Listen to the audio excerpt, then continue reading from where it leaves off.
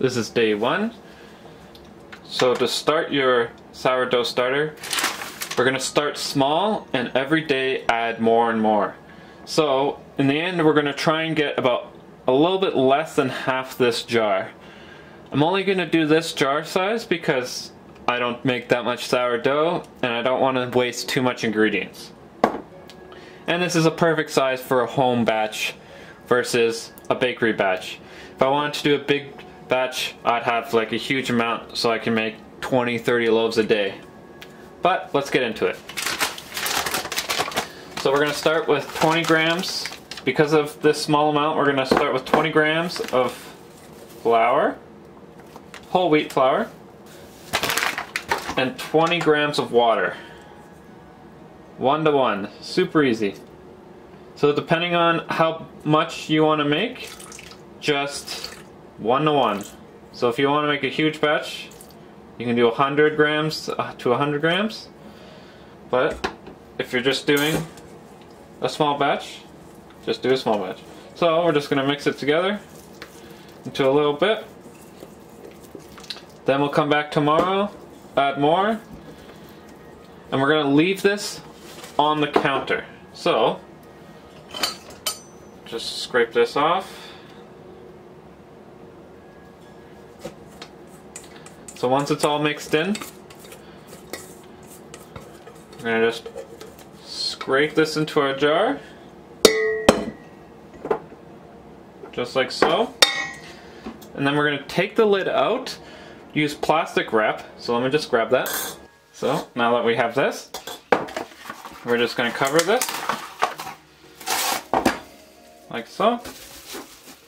This is our lid. And we're just going to put a few holes in it so that it can breathe. Just like that. Leave it on your counter and you're done for today. We'll continue later on. On to day 2 now. So open up your jar.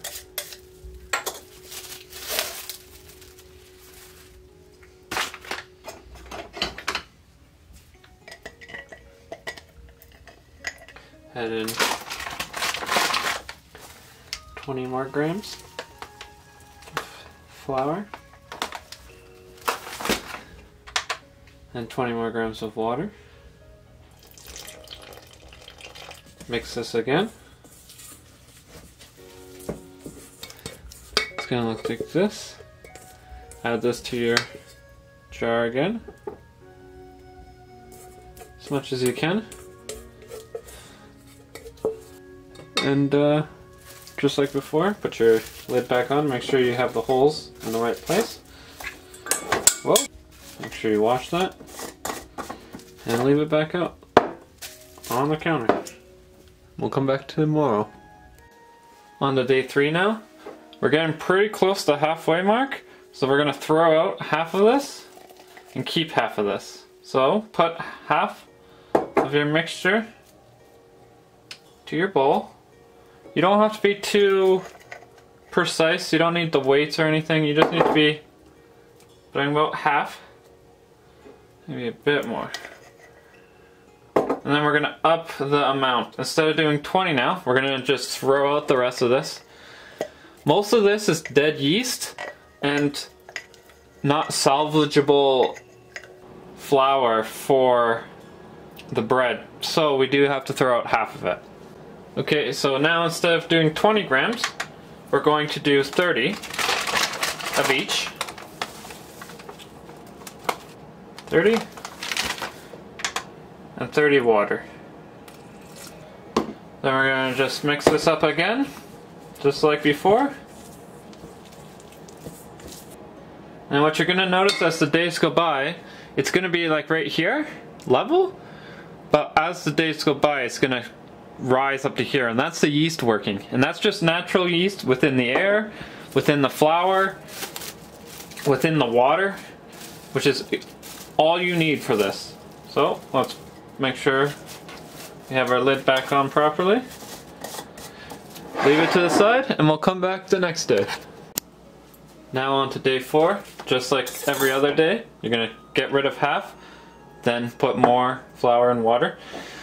At this stage, it's gonna start to smell, but as long as it smells sour and not black or pink or white in here, like the white mold, like obviously the flour is white, you're gonna be okay.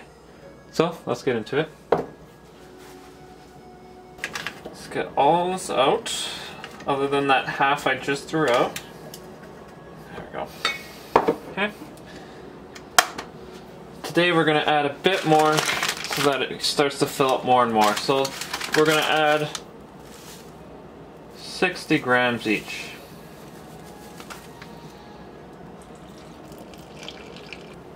Okay. With that, mix it up. And then one more day of this, and then it's all done. And then I'll show you what you can do with this starter after you've done all this feeding. If you're worried about not being able to do this every day, add more flour than water. That will slow down the yeast. So if you do 100 grams of flour, use about 75 grams of water, and that will just slow down the pace so that you can do it every 2 days or something like that. But if you have the time, it's not hard, you just feed it once a day. Make sure to put the lid back on and leave it off to the side again. One last day and we're done. This is the last day to feed your sourdough starter. You can see that yesterday I filled up to here and it's doubled in size. So remember, in a jar like this, the maximum you can have in there is half the jar, or it will bubble up to the outside. And you want it to bubble up. That's how you know it's going good. Smells good. So, just like before, we're gonna take all the air out, put half of it. I'm just guessing, by the way. You don't have to be perfect on this. Half of it in there. Maybe a bit more. And then the rest we're gonna throw out. So, come back in a second. Okay, now that we're back, we need to fill up to here so that we have the maximum for this jar. So, by the way, if this ever gets too dirty and starts to mold and stuff, just replace it.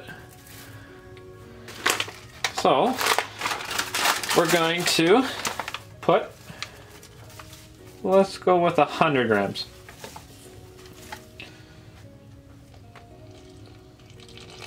Now, to use this sourdough starter, what you can do, depending on how much dough you make, will depend on where you store it.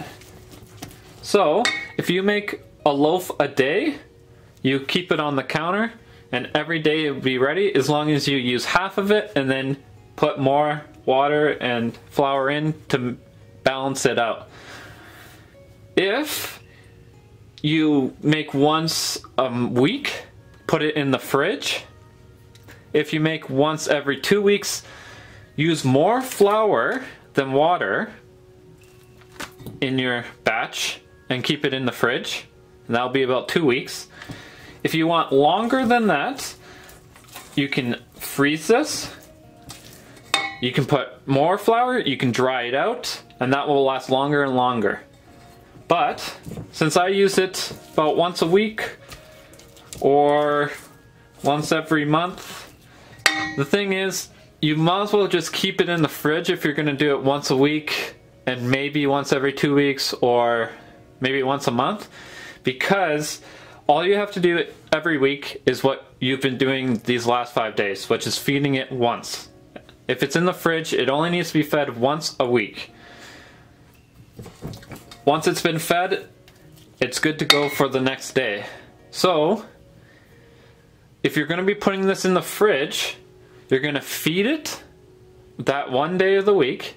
The next day you're going to use it, and then feed it again because you used most of it. Then you'll put it back into your fridge. A week later, you discard half, feed it.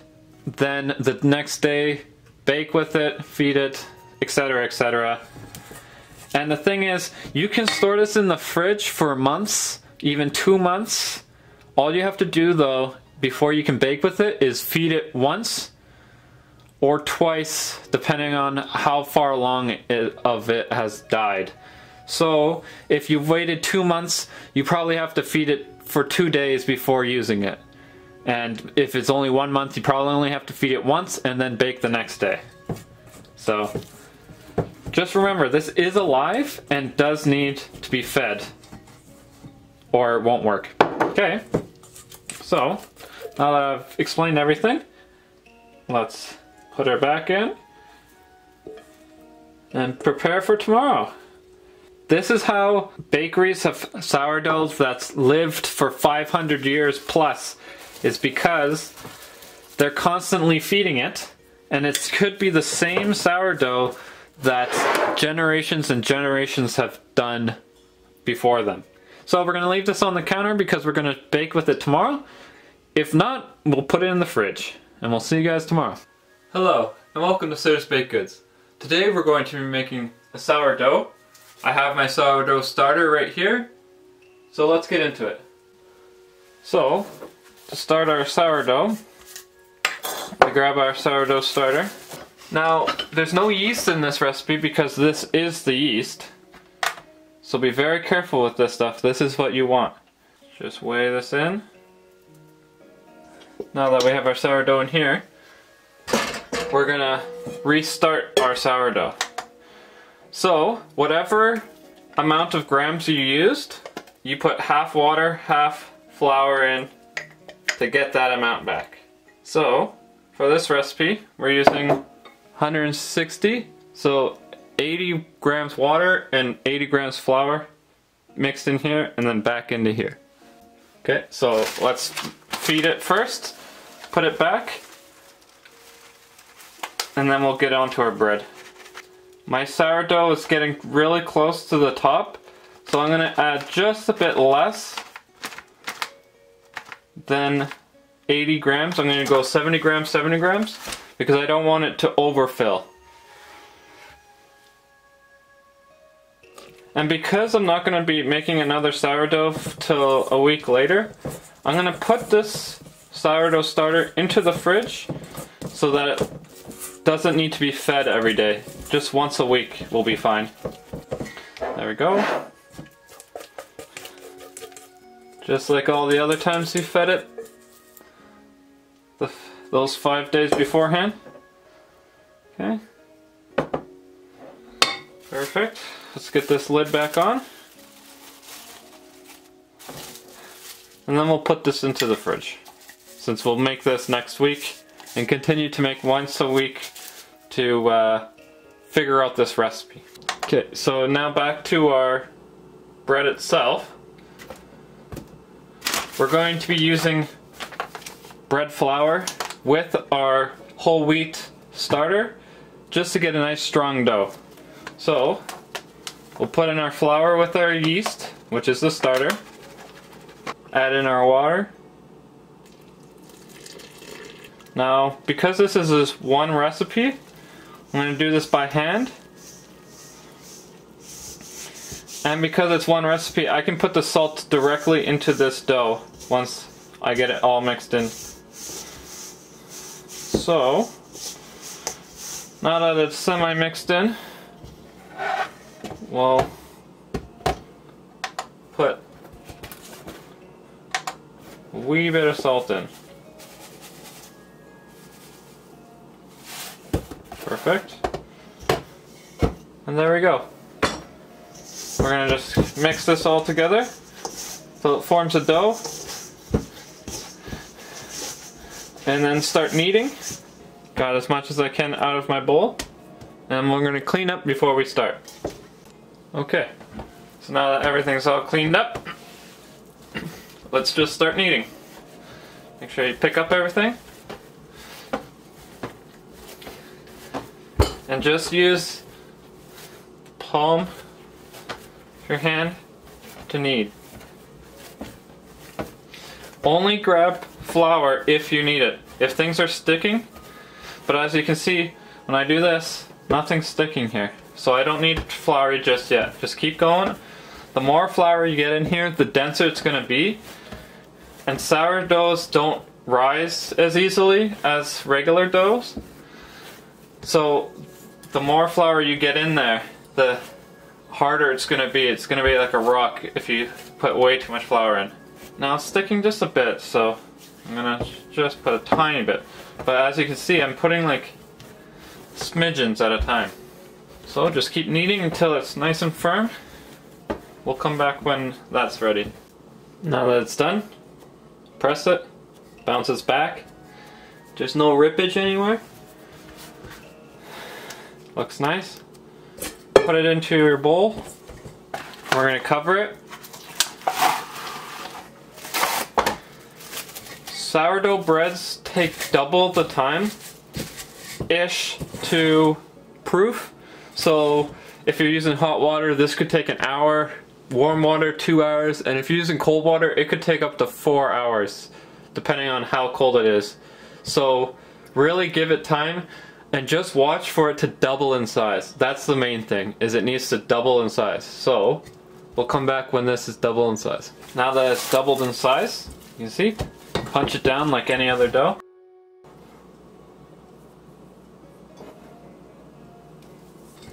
Okay, so punch it down. So, because a sourdough doesn't have the good yeast, the yeast you buy in the store is a very strong yeast that performs very well. Where with the sourdough you're using fresh yeast from the world, from the air, the water, and the flour. Because of that, it works about half as good. Which means if you let it go, like if you let it proof like this, it will slowly flatten out into nothing, which you don't want. So to avoid that, we're going to use a basket.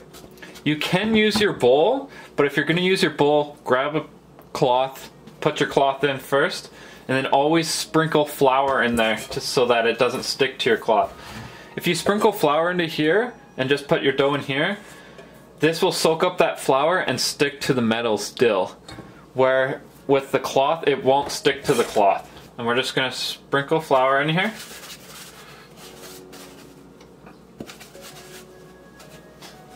Get the flour all around it. This stops it from sticking. And extra you can be pouring on here. Okay. This is just for a cover. Comes with the basket when you buy it. You can get these at any bakery store, and if you, for whatever reason, can't find them there, you can always order them online.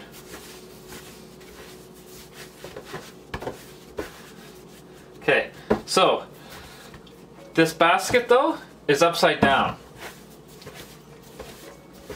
So once we've set our dough up, it's going to proof and rise this way. So this is the bottom, because when you put it in here and then you flip it out, it comes out, and this is the top. So just make sure this is all nice first. So when it's in this basket or the bowl, because again the yeast isn't strong, it will flatten out and become a very thin board, essentially. So make sure you have it in something so that it can proof upwards.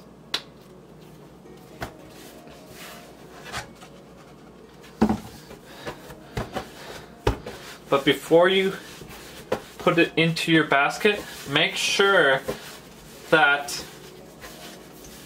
the gluten is formed properly. I noticed that it wasn't strong. Now it's bouncing back. It's a lot stronger, and I can put it in again. Just tightening the top. Okay, perfect, just like that. Get this flour all over it. Put this thing in. Then you can cover it. so that it proofs nicely. And then come back when it's doubled in size. We'll throw it into the oven. And again, you can use this, but make sure you have a cloth. Okay, so we're back. Let's check our dough. It's doubled in size. Now make sure there's enough flour everywhere for your dough. This is the parchment paper we use for rye bread. When you're using bread with parchment paper, you can reuse the parchment paper because there's no fat, oil, or any of that stuff. It's only water, and that dries out. So when that dries out, this is basically the exact same as just using a fresh piece of paper. So it's a good little tip to keep reusing. So this is the bottom. So quickly just do that. You got a cool little design, but you got to make sure you cut it. Remember, no hesitation. This knife is not as sharp as I want.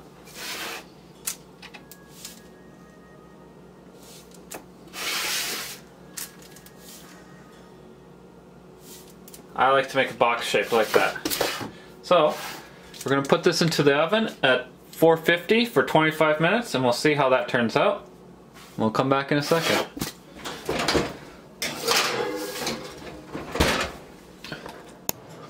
It's time to take out our loaf.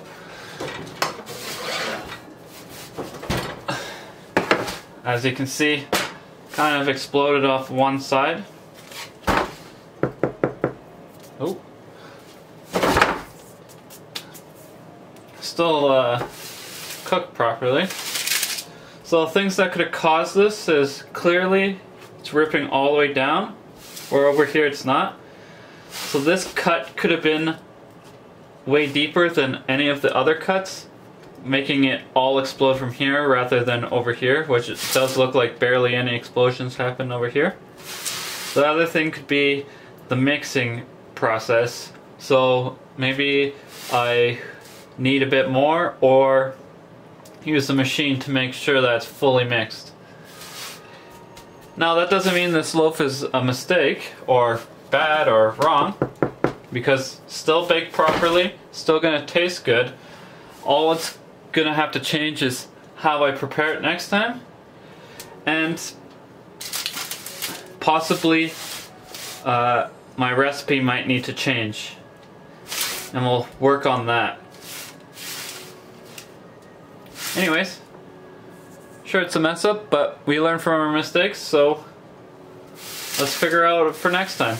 I'll be making one of these a week, so I'll be able to fix this problem fairly quickly. So this is how it turned out. I'm going to be definitely getting a sharper knife or making sure that my cuts are nice before I bake it next time. I'm also going to try to put that water that I normally use for the rye to steam it, because that will help make sure the crust is formed and doesn't explode everywhere. We'll see how that works out for next attempt. But this was our first attempt, so mistakes can be made. If you've liked this video, please like and subscribe. You can follow me on Facebook, Twitter, or Instagram. I even have my own website. Thank you, and have a nice day.